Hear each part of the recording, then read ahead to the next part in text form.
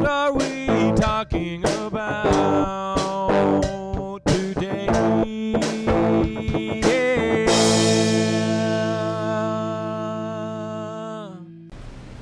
Hello everybody and welcome to What Are We Talking About? Today we're talking about Star Wars Episode 4.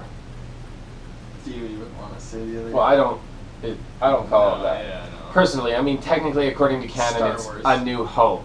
But for me, I just like Star Wars. Yeah. The original Yeah, release. Star I mean Wars. technically it's not truly right now canon is the most. I haven't even probably even seen the most recent version, the Blu-ray, because I just always watch that, the actual theatrical. Like I have it on DVD, and I have all three of the. Do you think it's based off of the absolute newest one, or do you think it's based off of the absolute original? As far as we know, it's based off of the From what I've newest heard, one. is you don't even need to have seen the other Star Wars movies to watch this new one. No, that's probably So- true, but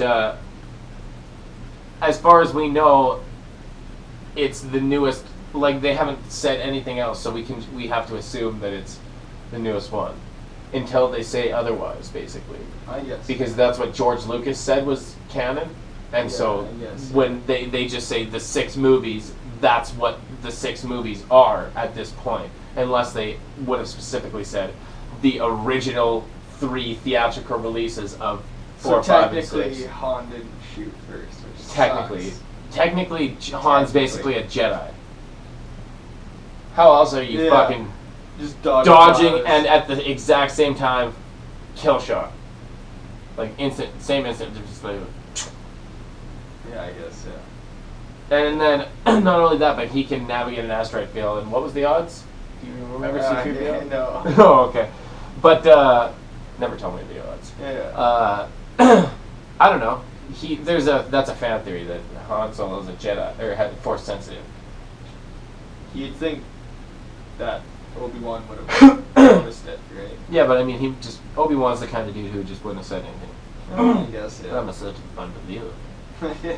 You never will become a Jedi. He's Yeah. a scoundrel. But Episode 4. I mean, we've gone a long time and haven't even said what we think of Episode 4. Star Wars Episode 4 is my favorite Star Wars movie. It's my second favorite. I think, yeah, it's my second favorite for sure.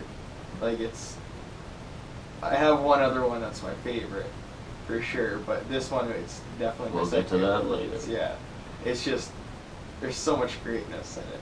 And there's so much potential to more greatness to this movie too, that like it's no wonder they made sequels. Well, not only that, it just created this world and this universe of such an epic universe that they've expanded so much, like you said, with all these. It's what made these other movies happen. But my favorite thing about, I mean, it's not my favorite thing, but one of the best parts about Episode 4 is like, if you just watch Star Wars Episode 4, it's just its own movie. Like, if they never made any other movies, you could be like, this is just a single standalone movie that it ends, right? Yeah. I mean, Darth Vader is left where he could be alive, he could be dead. He just is in a TIE fighter spiraling off into space. Yeah. That's like Loki at the end of Thor, where he just falls into space and then, oh wait, he's back alive in Avengers. Yeah. It's kind of like almost that sort of a thing, right? Some people probably would have thought Vader was dead, because like, even in Episode 4, there's that TIE fighter that when they first come across the Death Star, that TIE fighter comes up to him and they're like, Yeah. that's a small range fighter, it couldn't have come out this far, right? So like, you would think it would be hard for, Yeah. if he's just floating off into space, he would just kind of be super likely to die. But I feel like they would have found him. No, yeah, I agree.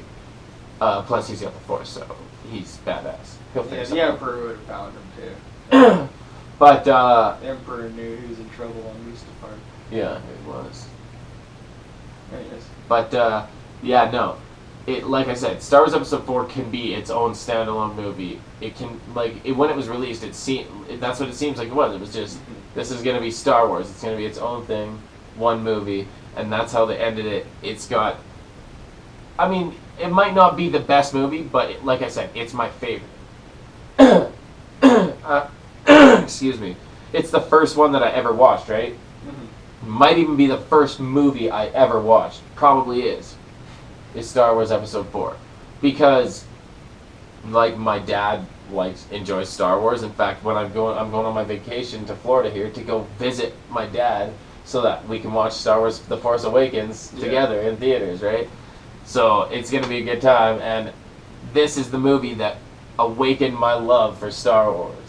So it's got a special place in my heart, and it is easily my favorite. And not only that, No, it's it a is. really I get well-made that. movie, and it's probably George Lucas's best movie Because that this he's was ever probably directed. the first one I've seen of all the Star Wars. Was the very first one or I guess Episode 4. Like, Yeah.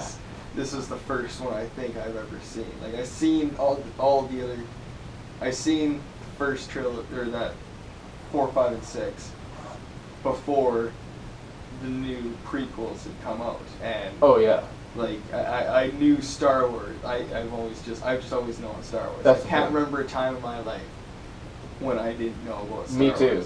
Since I can remember. I almost kind of don't like that in a way because I wish I could have watched Star Wars at an age where I would have actually like. in knowing what things meant, because that's the thing. Because now I've just The Darth Vader being Luke's father didn't mean that much. I've just yeah, always grown up with that, right? yeah. And So it's like it didn't mean that much when, like, whereas if you didn't know that and then you watch that for the first time, it's like, holy shit, Vader Yeah. is Luke's father. Yeah. No, like it's almost shitty that I couldn't have watched it at an older age and felt that shock instead of just for some reason always knowing about it. And I love Star Wars. It's kind of sucks that I didn't get to feel those emotions that some No. other people do. But I get different emotions from Star Wars. Just love. Because of episodes 4, 5, and 6. And particularly starting with episode 4, like, the way that it, first of all, it's like a perfect hero's journey for Luke Skywalker, where he starts as just like this lonely kid on a desert planet, a farm kid, and he just knows that he's meant for more. And it's shitty circumstances, but he gets his chance to do something more, and he ends up being the hero of basically the saves the day. Well, I mean, Han Solo saves the day, but in the end, technically, because he saves Luke, so Luke can use the Force and shoot that thing down the hole. If it wasn't, I bet you, Obi-Wan is the reason why Obi-Wan told Luke to use the Force is because if Luke would have used the instrument panel and just shot, the rocket wouldn't have went in, because there's no way that it can, like, do you know, make that 90-degree turn? yeah, pretty 90-degree turn and then go down an exactly straight fucking ventilation shaft that's like, what was it, 2 meters wide? I'm No pretty sure bigger they than- said no bigger than a Womp Rat. Yeah. And G16s back home. so I think the only reason, I mean, this is also a fan theory that I've read, but it kind of makes sense, and I kind of figured this is what it was anyways, because that's why Luke used the Force to shoot that in there, and that's why he was able to make it go all the way down to the center, as opposed to if he would have used the instrument panel, all it would have done was the same thing as the other person who shot, right? I don't remember what the character's name was, but because somebody else made a run before and fired, and he thought it worked, but then it didn't go in. It's because if you look at the simple physics of it, Yeah. but I don't know. I love episode 4 in such a way that it's, like I said, nostalgia, and it's just the one that brought me into the genre. Not only the genre, but the universe and Star Wars as a whole. Excuse me. But there's also some cheesy and corny moments in it. George Lucas isn't necessarily the best director of all time, But but look this at is the easily time the it best was movie he's made at, directed. though, right? Like What's that that? was Droids. Yeah, okay, yeah. But like I said, like look at the time it was made, right? Like that you're bound and determined to find every movie made in that time. Oh yeah, it was It's in gonna have things 79. like the movies weren't taken as seriously back then. Well, not only that, but acting was different. Acting has evolved over time and all that stuff, right? Not only that, but the things that were seen as normal, like, it's not just because movies reflect reality, right? In certain ways. So, like, things that were acceptable in pop culture at that time are different than things that are acceptable in pop culture at this time. Oh yeah. Like Slave Leia bikini was like super racy and shit probably at that time, right? Mm-hmm. Now it's only super racy because Disney owns Star Wars, and they decided that they're discontinuing any form of Slave Leia stuff for like it's understandable. Slave Leia, like it's a literal. The name is like slave. Is a woman as a slave? Like it's not good, but I mean, No. if you watch the movies, it's not like It's meant to be sexy. like she kills It's meant Jabba the to be- Hutt. It's meant to be sexy. Yeah.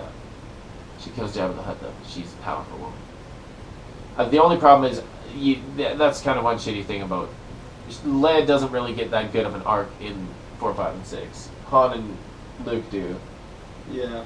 but Leia doesn't really. She just kind of ends up being the same person. That's why I think Kathleen Kennedy and J.J. Abrams have talked so much about women being in the forefront now and being able to actually have stories about them and have interesting characters and Yeah. actually characters that can evolve and change.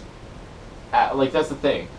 You would think that after all the stuff that happened in 4, 5, and 6, it does. I don't know necessarily in what way, but somehow it would change you. Like if you watch like a season of Game of Thrones, every character in that show is different at the end of the season than they were at the start of the season. Oh yeah, for sure. Right?